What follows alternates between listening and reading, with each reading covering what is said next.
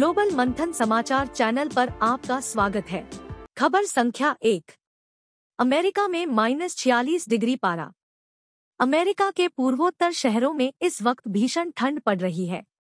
New Hampshire के mount Washington समेत पूरे क्षेत्र में तापमान रिकॉर्ड स्तर पर -46 डिग्री पर पहुंच गया है। न्यूयॉर्क और सभी 6 राज्यों Massachusetts, Connecticut, Rhode Island, new Hampshire, Vermont और मेन में रहने वाली करीब 16 मिलियन की आबादी के लिए प्रशासन ने विंड चिल की चेतावनी जारी की है। मौसम वैज्ञानिकों ने इसे वंस इन ए जनरेशन करार दिया है। माउंट वाशिंगटन स्टेट पार्क में पूर्वोत्तर की सबसे ऊंची चोटी पर तापमान 46 डिग्री दर्ज हुआ। वहीं बोस्टन में 13 डिग्री, जबकि वॉसेस्टर, मैसाचुसेट्स में पारा 16 डिग्री तक पहुंच गया है। मौसम वैज्ञानिकों ने कहा है कि तापमान और गिरावट आ सकती है। नेशनल वेदर सर्विस (NWS) ने कहा है कि डीप फ्रीज अपेक्षाकृत कम समय तक रहेगा, लेकिन सुन्न कर देने वाली ठंडी और उत्तर पूर्वी हवाओं के कारण लोगों के लिए दिन नया खतरा पैदा करने वाला है।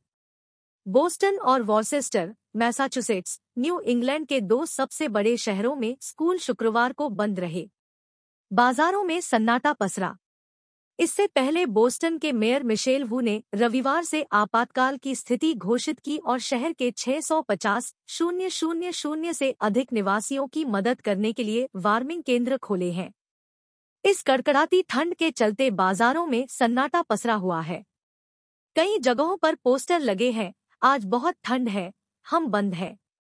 मौसम भविष्यवक्ता बॉब ओरावेक ने कहा है कि शुक्रवार की शुरुआत में पूर्वी कनाडा से संयुक्त राज्य अमेरिका में बहने वाली आर्कटिक हवाएं कई शहरों पर कहर बनकर बरसी है।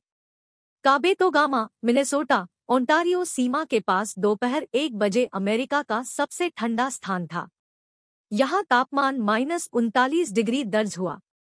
माउंट वाशिंगटन स्टेट पार्क में पूर्वोत्तर की सबसे ऊंची चोटी के ऊपर शुक्रवार शाम तापमान 0 से गिरकर 46 डिग्री तक गिर गया।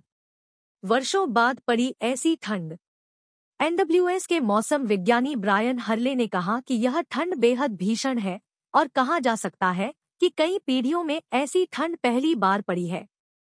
कनाडा के सबसे उत्तरी आर्कटिक मौसम स्टेशन यूरेका में तापमान शुक्रवार सुबह 41 डिग्री था। बोस्टन में तापमान 13 डिग्री, जबकि वॉसेस्टर, मैसाचुसेट्स में पारा 16 डिग्री तक पहुंच गया।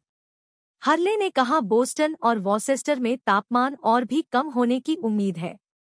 मौसम वैज्ञानिकों ने बोस्टन और वॉसेस्टर में रिकॉर्ड ठंड का अनुमान जताया है। पूर्वानुमान के मुताबिक बोस्टन में 6 डिग्री तक तापमान और गिर सकता है।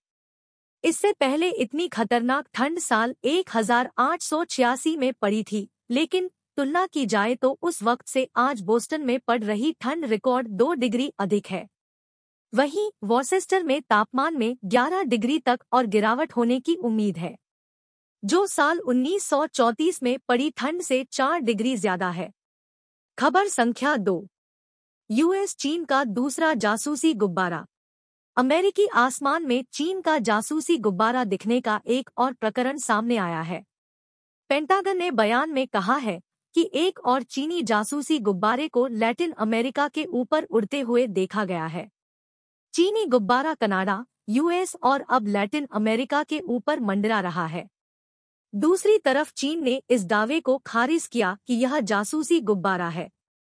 अमेरिका और चीन के बीच तल्खी तेज हो गई है। चीनी गुब्बारा दिखने का प्रकरण इसलिए भी महत्वपूर्ण है क्योंकि हाल ही में दक्षिण चीन सागर में चीन की ताकत को चुनौती देने के लिए अमेरिका फिलीपींस में अपनी सैन्य टुकड़ियां भेज रहा है। फिलीपींस में अमेरिका के 9 सैन्य अड्डे बन चुके हैं, जिस पर चीन ने हाल ही में नाराजगी जताई थी।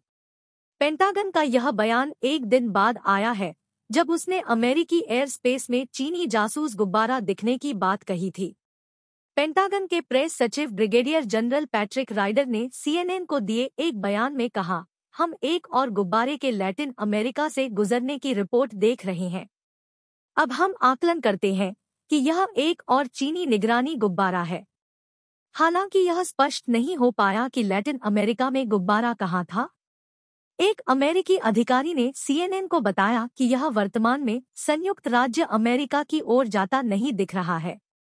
नष्ट करने में घबराहट।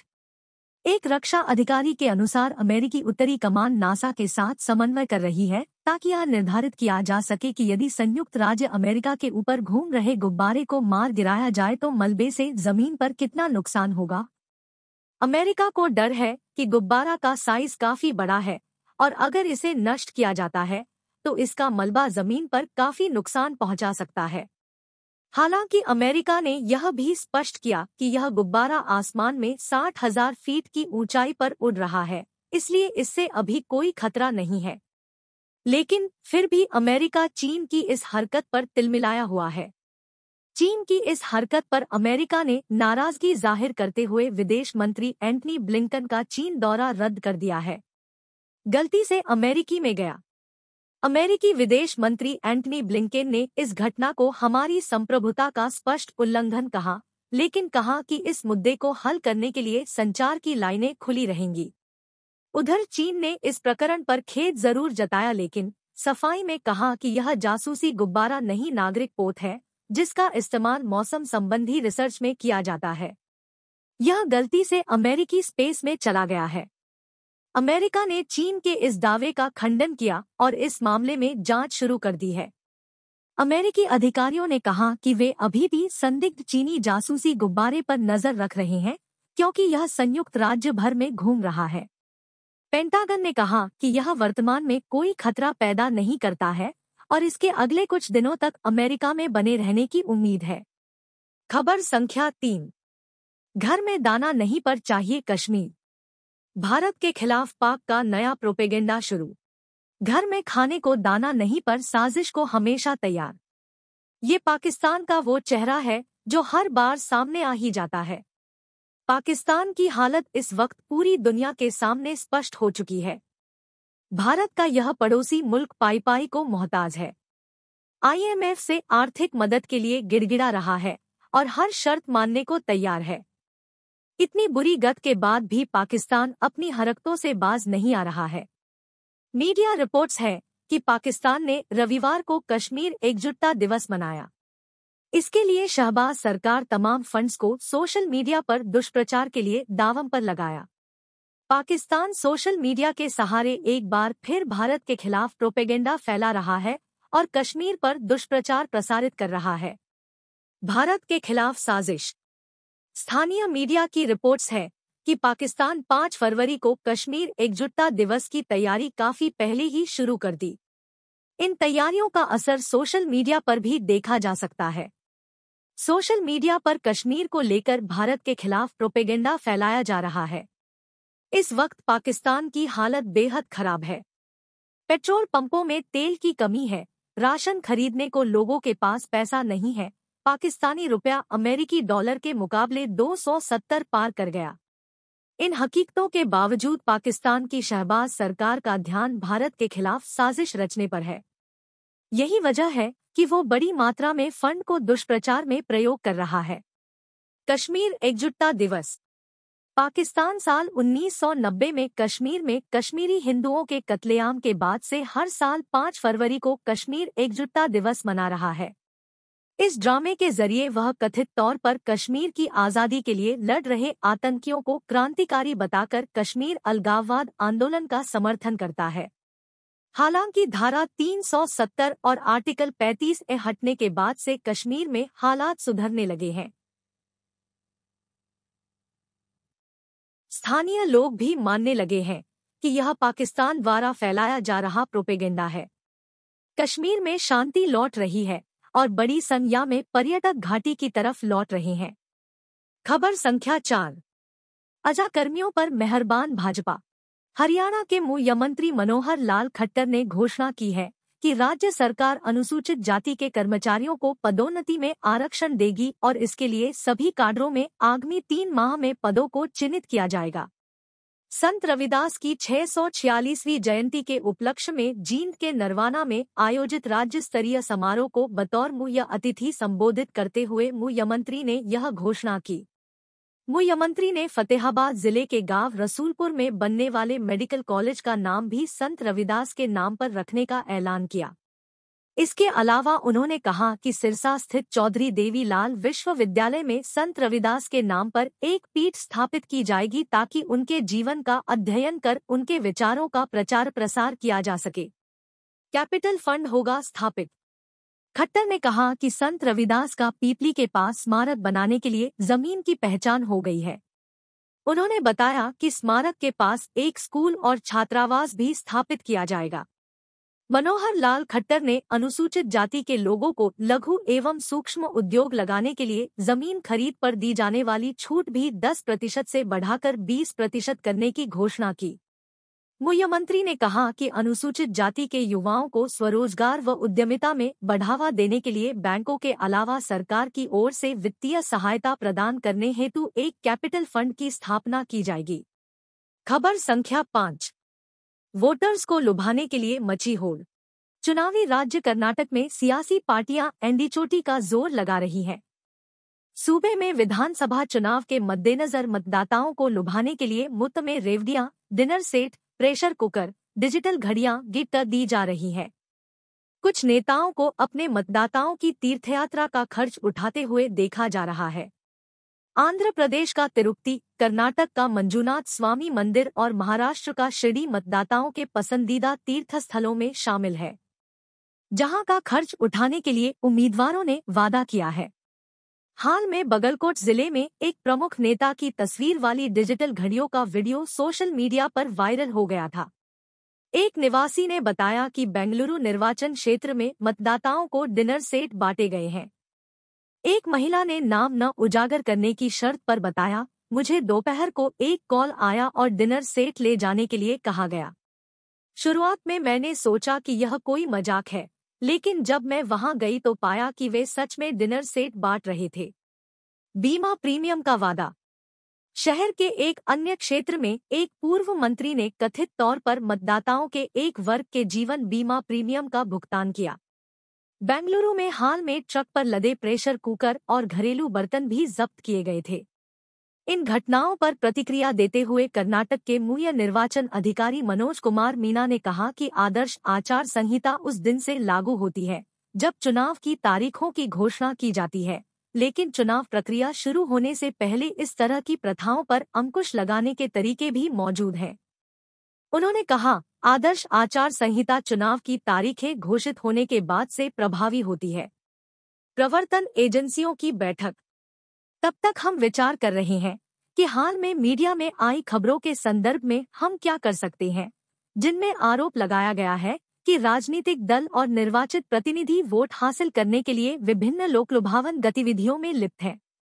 मीना ने कहा कि उन्होंने राज्य और केंद्र सरकार दोनों की सभी प्रवर्तन एजेंसियों की बैठक बुलाई थी और उन्हें मौजूदा नियमों के अनुसार कार्रवाई करने का निर्देश दिया था।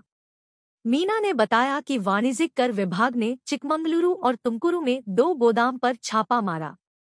उन्होंने कहा, विभिन्न तरीके हैं जिनके जरिए ये विभाग अपने कानून लागू कर सकते हैं और इन गतिविधियों पर लगाम लगाने में हमारी मदद कर सकते हैं। भारतीय जनता पार्टी भाजपा शासित कर्नाटक में इस साल मई तक विधानसभा चुनाव होने की संभावना है। खबर संख्या 6। असम में 24 घंटे में 2044 पति गिरफ्तार। असम पुलिस ने बाल विवाह के खिलाफ व्यापक मुहिम के 24 घंटे में 2044 लोगों को गिरफ्तार किया है। गिरफ्तार आरोपियों में दूल्हा, उसके परिजन और विवाह कराने वाले पंडित और मौलवी भी शामिल है। अधिकारियों ने यह जानकारी दी। उन्होंने बताया कि ऐसे बाल विवाह को अवैध घोषित किया जाएगा। पुलिस ने कहा कि उनके पास 8000 आरोपियों की सूची है और यह अभियान जारी रहेगा। वहीं महिलाओं ने विभिन्न जिलों में इस कदम का यह कहते हुए विरोध भी किया कि उनके सामने आजीविका की समस्या होगी। असम के मुख्यमंत्री हिमंत विश्व शर्मा ने यहां एक कार्यक्रम से इतर पत्रकारों को बताया कि राज्य भर में शुक्रवार सुबह से मुहिम शुरू की गई और यह अगले 3 से 4 दिन तक जारी रहेगी। राज्य मंत्रिमंडल ने 23 जनवरी को यह फैसला किया था कि बाल विवाह के दोषियों को गिरफ्तार किया जाएगा और साथ ही व्यापक जागरूकता अभियान भी चलाया जाएगा।